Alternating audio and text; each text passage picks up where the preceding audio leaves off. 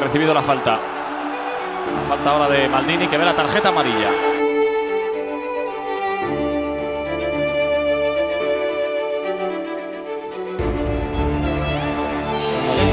Se le quedó el balón corto, tocó Pienaar. La entrada ahora de Maldini.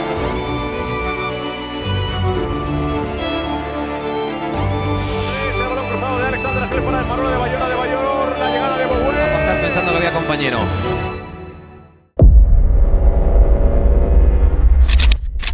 Di bawah langit Milan, ketika senja merayap dan cahaya terakhir menyentuh puncak Duomo, San Siro berdiri seperti monumen waktu. Di dalamnya, riuh sorak-sorai dan bisikan air mata telah menjadi bagian dari sejarah. Namun, di antara bayang-bayang yang lewat, ada satu yang tak pernah pudar. Sosok berbalut merah hitam dengan angka 3 di punggungnya, nomor yang kini tak lagi dimiliki siapapun. Itu bukan sekedar angka, melainkan lambang sebuah era, penanda seorang kesatria yang setia pada kerjaannya hingga akhir. Nama itu Paolo Maldini. Kepergiannya pada 2009 tak hanya menutup lembaran karir seorang pemain, tapi juga mengakhiri sebuah zaman. Masa ketika loyalitas lebih berharga dari emas, ia meninggalkan jejak pertanyaan di udara sepak bola modern. Mungkinkah hadir lagi sosok seperti dia yang mendedikasikan seluruh hidupnya untuk satu klub? Jawaban paling jujur dan mungkin paling pahit, tidak. Persis seperti apa yang sempat dikatakan oleh legenda Manchester United, Roy Keane, tentang pemain di era sekarang. Kalau kamu ingin mencari sosok setia di era sekarang, maka peliharalah anjing. Maldini bukan sekedar hasil dari bakat alam atau keberuntungan, melainkan perpaduan langka antara karakter, disiplin, dan nilai yang kini tergerus arus pragmatisme industri. Untuk memahami mengapa tak akan pernah ada Maldini baru, terutama di era sepak bola modern, maka kita harus menyusuri kisahnya. Dari kesetiaan mutlak, umur panjang karir yang luar biasa, hingga kepemimpinan yang jadi inspirasi banyak kapten terbaik di dunia sekalipun. Di sepak bola modern, loyalitas sering hanya jadi slogan di papan reklame. Di tengah derasnya transfer dan ambisi pribadi, perjalanan Maldini adalah anomali nyaris mustahil. Debut di usia 16 tahun 20 Januari 1985 hingga pensiun di usia 41 tahun pada 2009. Ia melewati 25 musim penuh dalam satu seragam AC Milan. Sebanyak 902 penampilan resmi ia torehkan, rekor yang hingga kini tak tersentuh, sebuah bukti bahwa Milan bukan hanya klub, melainkan rumah yang tak pernah ia tinggalkan. Godaan datang dari segala arah. Real Madrid dan Manchester United, dua raksasa Eropa, pernah mencoba memikatnya. Tapi ia tetap bertahan, bukan karena buta rasa, melainkan karena dirinya telah menyatu dengan identitas Milan. Pada masanya, hubungan antara pemain dan klub masih punya kedalaman, masih ada ikatan yang melampaui kontrak. Loyalitas itulah yang membuat Milan memensiunkan nomor punggung 3 miliknya, sebuah penghormatan yang nyaris tak mungkin terulang. Di era ini, pemain sekelas Maldini akan jadi rebutan setiap musim, dikelilingi godaan dari agen, media, dan ambisi pribadi untuk mencoba tantangan baru. Karir 25 tahun di satu klub kini lebih mirip dongeng daripada kenyataan. Maldini adalah kritik yang diam, tegak berdiri di tengah dunia sepak bola yang kian nomaden. Kesetiaannya lahir dari perpaduan karakter kokoh, pengaruh keluarga, dan nilai-nilai Yamanya. Dalam loyalitas itu, ia tidak sekedar mencintai klub, ia menanamkan standar komitmen yang kini hanya tinggal cerita dari masa lalu.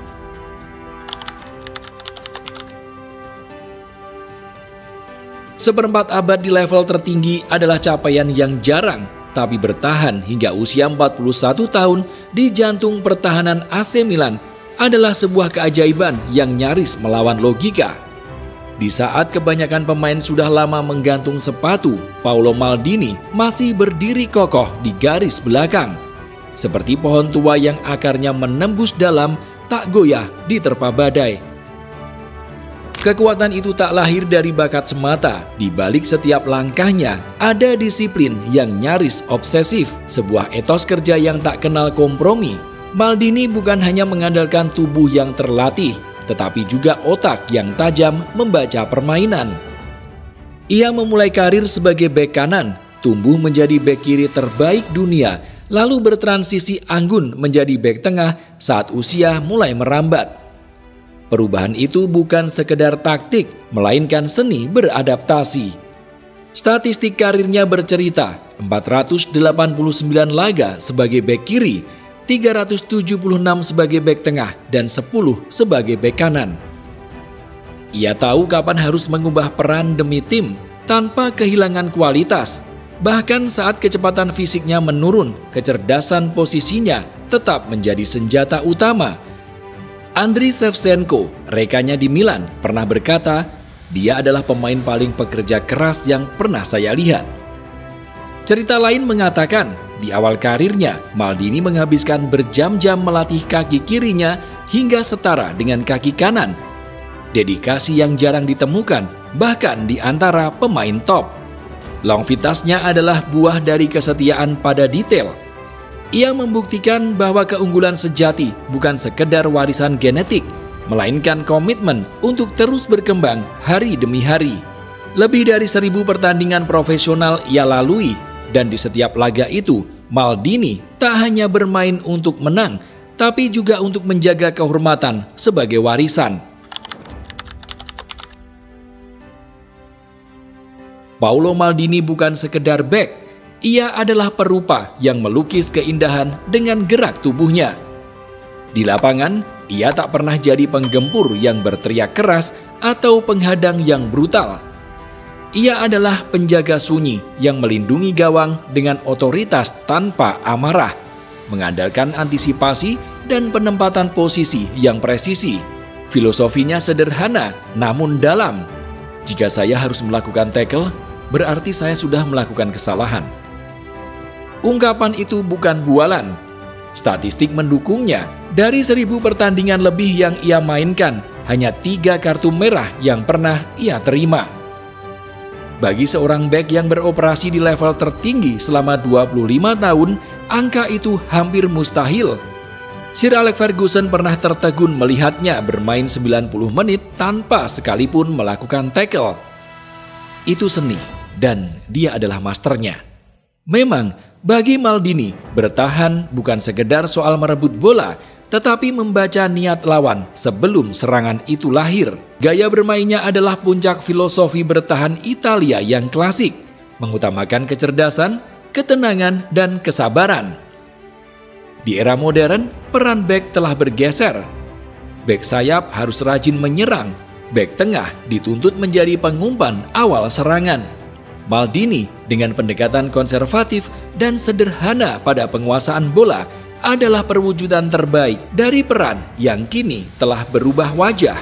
Ia membuat bertahan lebih mudah, bahkan indah.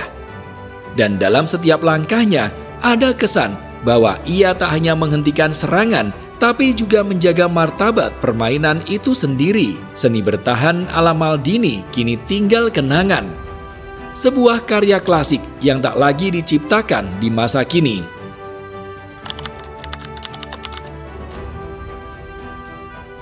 Di panggung klub, Paolo Maldini adalah raja yang memerintah dalam diam.